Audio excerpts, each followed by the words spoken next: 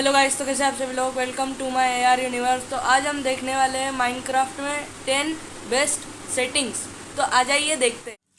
तो गाइस, ये पूरी सेटिंग्स बताने के पहले लाइक और सब्सक्राइब जल्दी से कर दो। जैसे कि मैंने आपको बोला है, हमारी फर्स्ट सेटिंग होने वाली है शो कैमरा पर्सपेक्टिव। जो मैं ये कर नहीं रहा हूँ क्या, उसे ऑन करते हैं, बताता हूँ एक सेकंड। तो भाई, इसे ऑन करने के लिए जाना होगा हमें टच सेटिंग में, और ये रहा शो पर्सपेक्टिव। तो यहाँ से आपने ऑन कर लेना है। तो देखो यार, अब आते हैं सेकंड सेटिंग की तरफ, जो कि बहुत यूज़फुल है अपने मोबाइल को पीसी जैसा बनाने के लिए। क्योंकि भाई, जावा एडिशन में जैसी इन्वेंट्री दिखती है ना, वैसे पूरी सेम इन्वेंट्री आपकी दिखेगी। तो चलो मिलते हैं सेटिंग की तरफ। नेक्स्ट सेटिंग है हमारी यूआई प्रोफाइल, जो कि पॉकेट में रहती है जब हम माइनक्राफ्ट डाउनलोड करते हैं जब, और फिर हमें क्लासिक में कर लेना पड़ता है, क्योंकि भाई क्लासिक में ऐसा जावा जैसी फीलिंग आती है। भाई देखो, मैं आपको बताता हूँ सेटिंग से क्या होता है, पॉकेट से क्लासिक में करने में क्या फ़ायदा होता है। ये देखो भाई, इन्वेंट्री देखो क्या ही मस्त बन जाती है।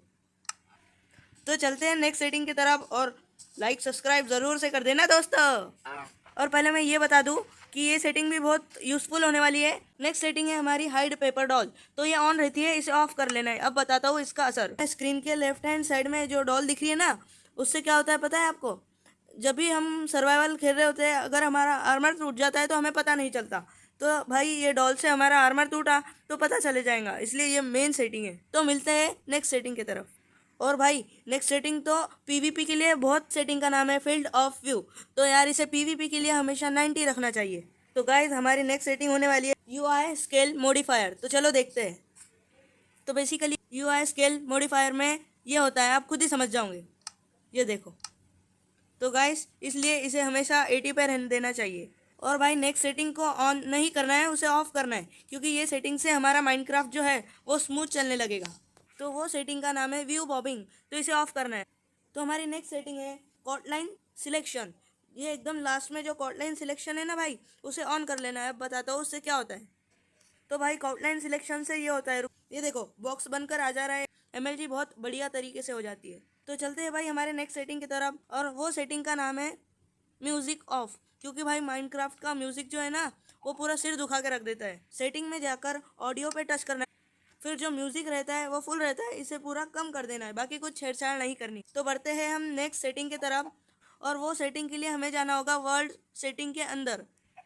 तो देखो गाइज, वर्ल्ड सेटिंग मतलब जो है पेंसिल का निशान आता है ना, उसे टच करना है। और वर्ल्ड सेटिंग में जाने के बाद जो शो कोऑर्डिनेट्स आते हैं ना भाई, उसे ऑन कर देना है। अब बताता हूँ इससे क्या होता है। तो देखो यार, पेपर डॉल के नीचे जो दिख रहा है ना पोजीशन, तो वो मेन चीज होती है कोऑर्डिनेट्स, और उससे घर का लोकेशन भी पता रहता है, अगर हमने याद किया तो, नहीं तो घूम जाएगा भाई। तो बढ़ते हैं नेक्स्ट सेटिंग की तरफ, और वो भी वर्ल्ड सेटिंग में ही है। तो हमें फिर से पेंसिल के आइकन पर क्लिक करना है। फिर हमें यहाँ पर नीचे चेस्ट का ऑप्शन मिलता है। चेस्ट के ऑप्शन में जाने के बाद ये ऊपर जो चेस्ट लिखा हुआ आ रहा है ना, उसे ऑन करना है, और ये कीप इन्वेंट्री को भी ऑन करना है।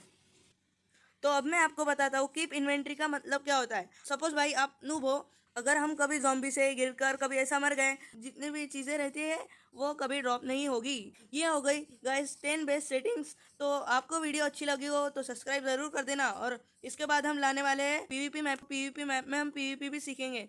तो भाई, उसमें इतना मज़ा आएगा ना, सब्सक्राइब कर ही देना।